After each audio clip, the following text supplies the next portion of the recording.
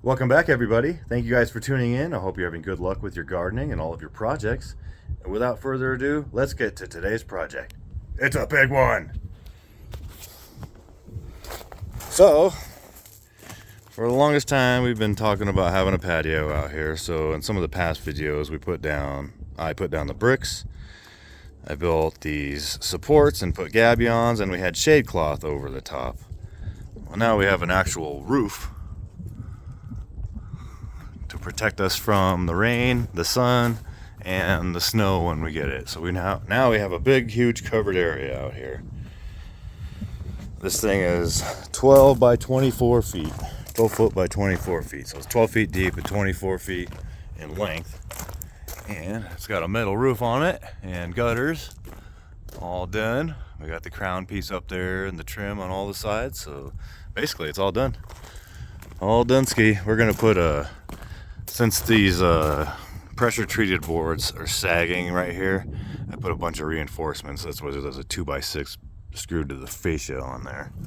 And then there's a low spot here, and we're planning to drill a hole and run a chain down into the gabion so water drains down into the gabion so we don't wind up with a hole in the ground. And we're probably going to do the same thing over here, but not in the gabion. We've got our drain right there. We may run a chain straight down into the ground.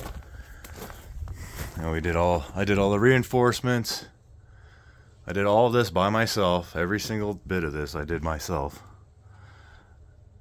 Now, that doesn't mean the missus doesn't get credit because she's working a full-time job while I'm building this stuff, so.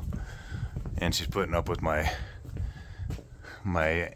cussing when I break things. Oh, and if you're wondering why I look a little bit thinner, it's because we're on a low-carb diet, both of us. So within a month, I've lost 20 pounds. So no more beer, no more alcohol, no more bread, no pasta. So everything on our diet is whole foods types of deal. No more junk food. Yeah, I started at about 240 pounds. I'm 218 right now. So we're getting a little thinner. I busted out some of my old jeans and shorts that didn't fit anymore, and now they fit. So I'm pretty happy about that. I think I'm gonna go to about 210, maybe 200. We'll see. Maybe 200 is too skinny for me. I'm a pretty big dude. I'm 6'1". I might look funny being that skinny, but anyways, enough of the bragging about the weight loss and getting healthy. Here's our roof. It is finally done. I wrapped up the roof today and finished all of it. We had a hard time getting the metal because for some reason there's a shortage nationwide. So that's why there's a green roof on top. And that was all the green they had at Lowe's, and I had to buy 2 4-foot pieces and overlap them to finish the end of it. Everything else is brown, so I think it looks fine. It looks good to me. I'm happy with it. Got a lot of experience doing metal roofs now, so it turned out really good. Should last a lifetime. And it looks like we're going to get some snow this week. And if you look really closely, you'll see that some of the bolts are galvanized and some of them are brown. That's because no one had any green. So, you really can't tell. It won't make any difference. It'll still last forever. And then next project is a short one. I won't even do a video on it. I'll just show you what I'm going to do. It's just my OCD is killing me. So this one 2x6 right here does not match any of the 2x8s. So I've got another 2x8 over there ready to go. So we're going to pull that Douglas fir 2x6 off of there, and we're going to throw the pressure treated 2x8 up there so it matches all the rest. Now I know all the supports are Douglas fir 2x6s, but that doesn't matter. Those actually are all matching all the way around. So this structure doesn't wiggle at all. All my posts are nice and vertical. This one was out of square, so I used the tractor to push the bottom in on it lightly, and you can see where the bricks were down there. See a little gap, so we pushed it over, just gave it a little nudge to make it nice and square, and then we put all of our supports up so this thing won't wiggle or anything. When you're walking on top of it, it doesn't move at all. It's really safe. And we get a lot of high winds out here, so that's something that we have to think about. And then after I'm done with that, my next project, it's almost done, is this guy right here. This is going to be a zombie-proof shutter for our window so that when we leave town, we can secure the buildings and we won't have to worry about anybody breaking a window and making a mess inside or doing something naughty. I put a winch up there. It does have a remote control, so it's like a key fob on your car. So it has a little up and down button for this guy, and this will hook on to the big sheet of metal. It's going to weigh around 300 or 400 pounds when it's done, so it's not going to be something you can lift up and get into my sardine collection with. And then after that's done, the next project on the list is to finish the septic system, which we may not be using for about a year or so, maybe even longer, but I've got everything laid out so I can kind of get an idea of how it's going to look.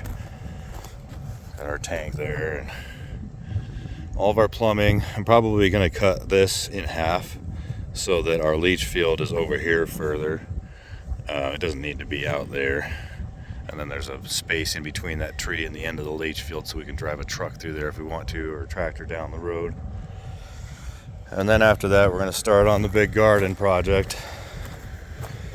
We figure that's going to cost us a lot of time and money, but once it's done, it should last me the rest of our lives. And the missus let me get a new welder. My welder broke. Been using Harbor Freight welders for like the last 8 years, and I'm tired of it, so I went and got a big boy welder.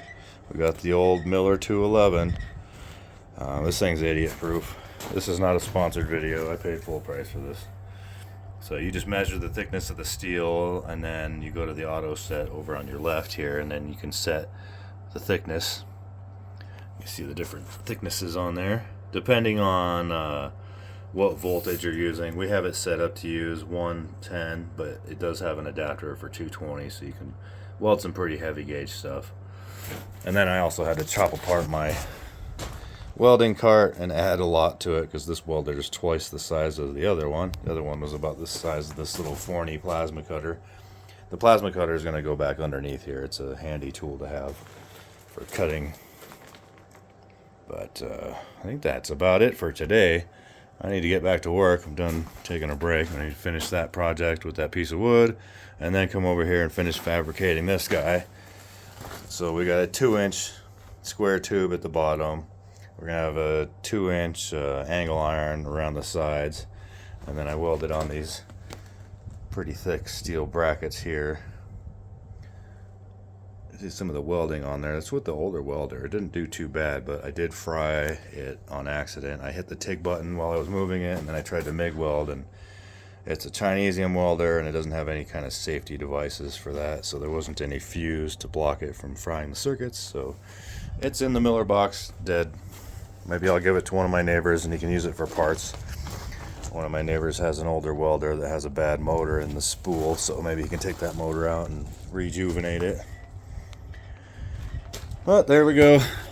That's it for today's video, you guys. So thank you guys for tuning in. If you have any questions or comments, pop those in down below.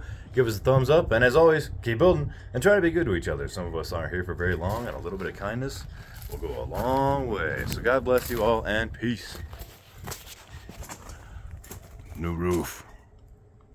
Good.